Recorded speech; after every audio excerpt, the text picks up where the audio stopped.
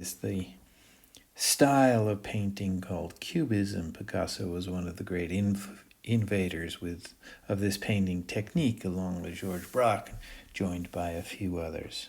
And here's an example. One simple thing to say is that it's a difficult style of painting. It seems to be quite cerebral, as brainy.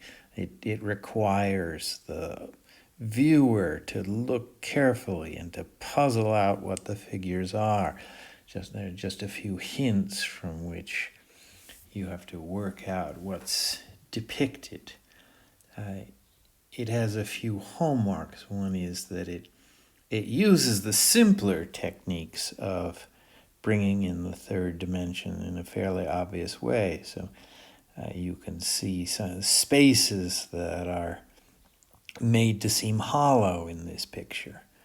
And those are the cubes of cubism. Is that it will play around with things that are along the border of the third and the second dimensions. There are often words incorporated into the picture, and those are things that are real in two dimensions, so that they pose an opposite problem for the painter. Usually the problem is to take something that is what it is in normal life in three dimensions and needs to be reduced. And here letters are fully what they are when they're flat, and they're brought in.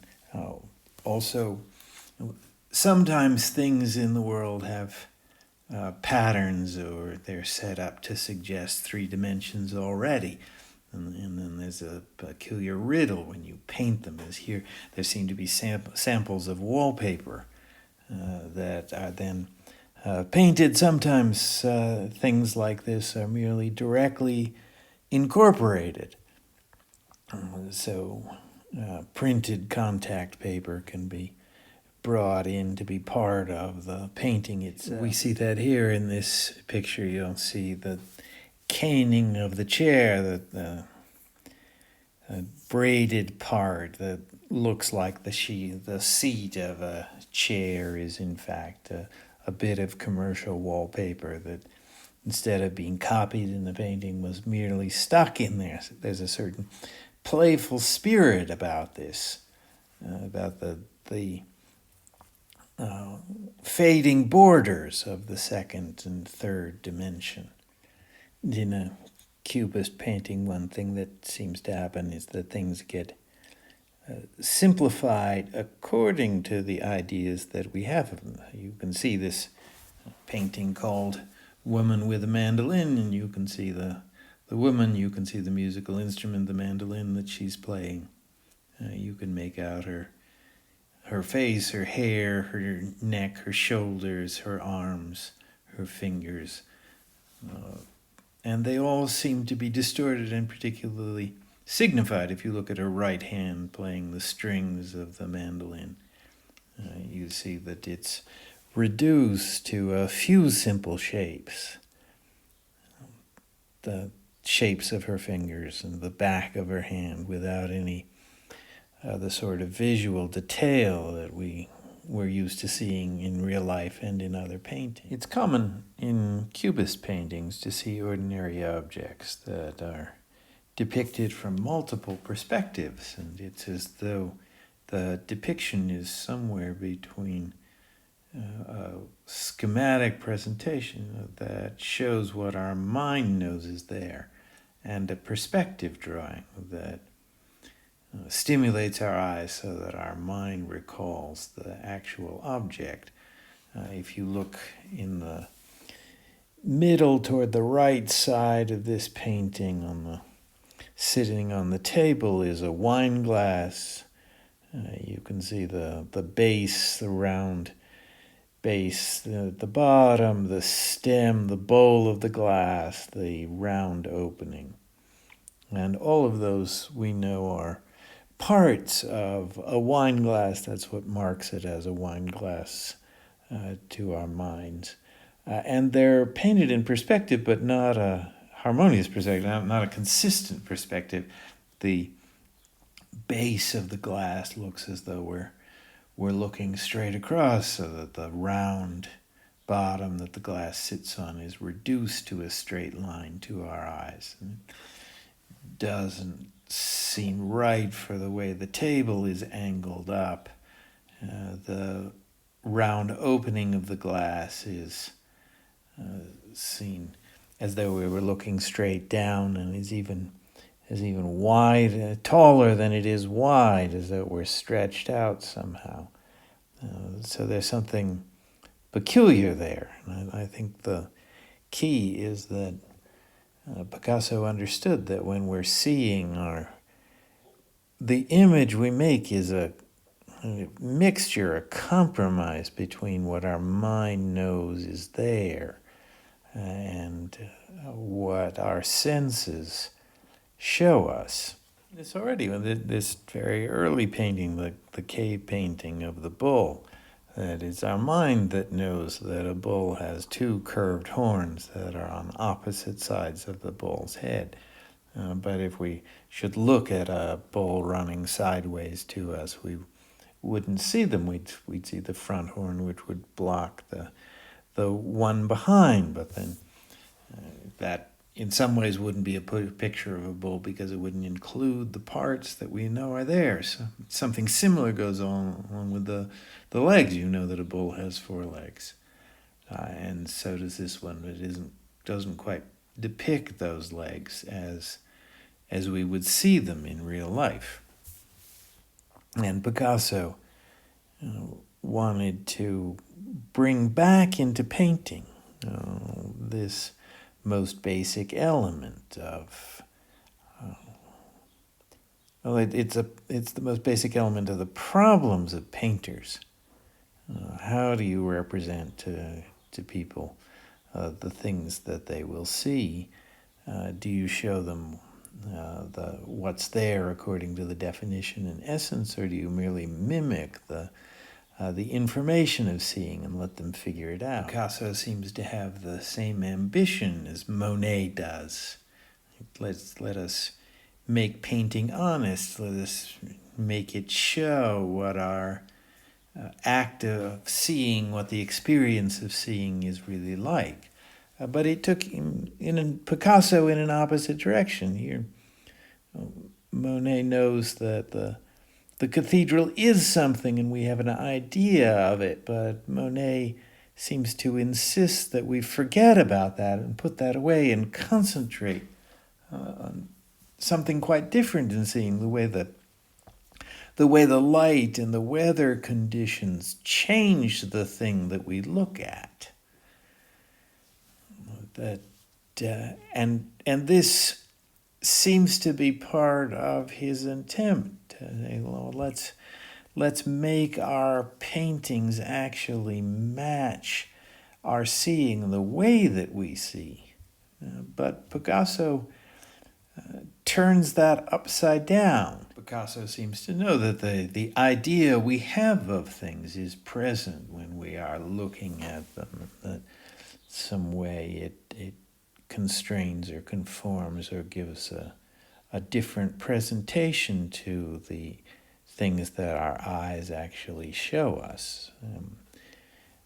And that difference seems to be illustrated by the wine glass, that our notion of what it is, how it's put together, is always working on our eyes. That Monet might have thought that forget what we know and just concentrate on what our eyes receive was the true way. But is it really less true than this? So the Cubist style is playful, and it seems to be no coincidence that bits and pieces of the word journal, which is the word for newspaper in French, come up in Cubist paintings. They're here, split up in the middle. Here, just the word jus shows.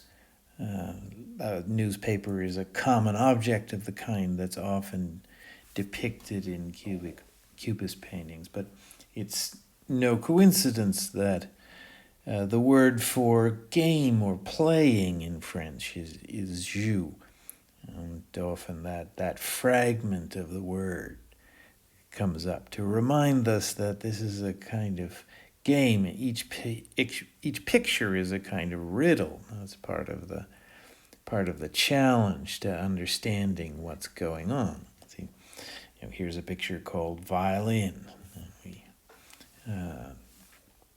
and you could think, well, it's just a bunch of shapes and lines. It isn't really a picture of anything, but that seems not accurate. That you can tell the curves of the violin just to the right toward the center, and you can see the scroll at the end of the neck of the violin toward the top of the painting, and they're done in the Cubist way instead of painting of an actual scroll of an actual instrument as it would work. Just the curly shape is portrayed flat on the canvas.